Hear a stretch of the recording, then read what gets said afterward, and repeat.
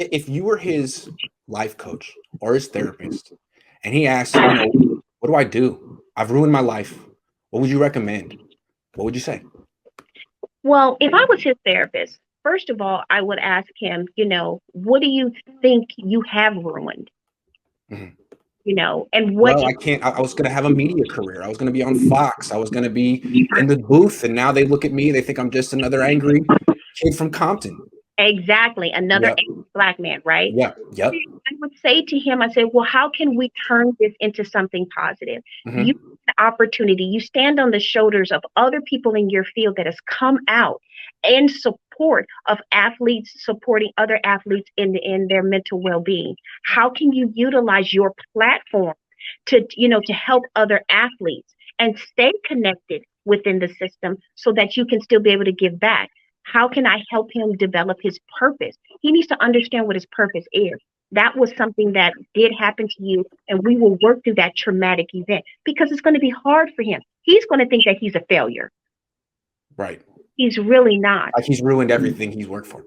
Exactly. But he hasn't ruined everything. We have to look at it as something traumatic has occurred.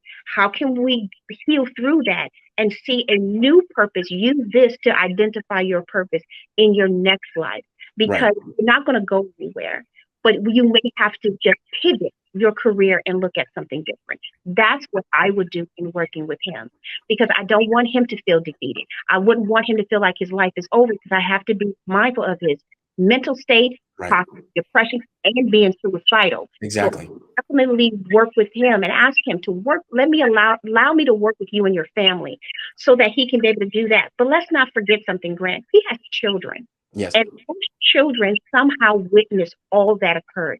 Yeah. That family needs family counseling. That's a good point.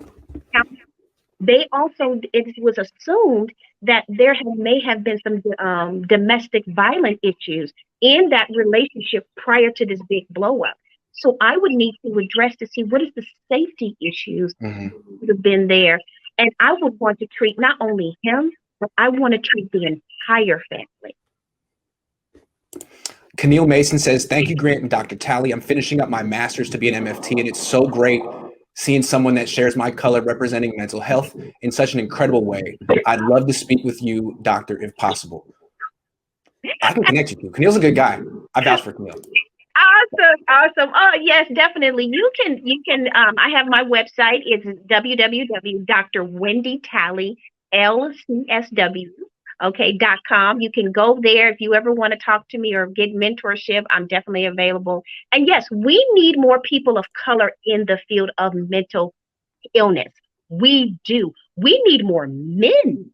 We need men like you. And I thank you for this platform, but we need more men out there really doing the work because we need a balance of people that look like us doing the work with us because we understand it. So whatever that looks like for you, then we need as a field to provide that for you. So absolutely more people and more men need to definitely get into this field because we need you. The sport world needs you. Jamal Armstrong says, we're at a crossroads of talking about mental health issues versus not talking about it because it's taboo. We need to continue to normalize talking about these issues. Thank you, Grant. And thank you, Dr. Talley.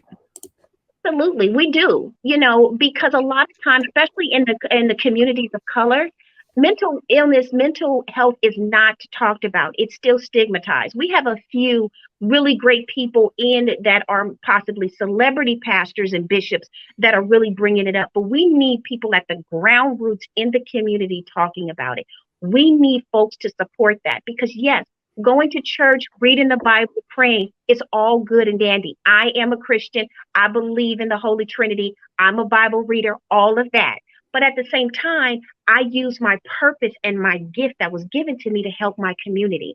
And so we need to look at it as a wraparound of service, as a global help, a global service, rather than, oh, you don't want to do that because you don't want to seem weak. And so we do need to talk about it more. We do need more platforms.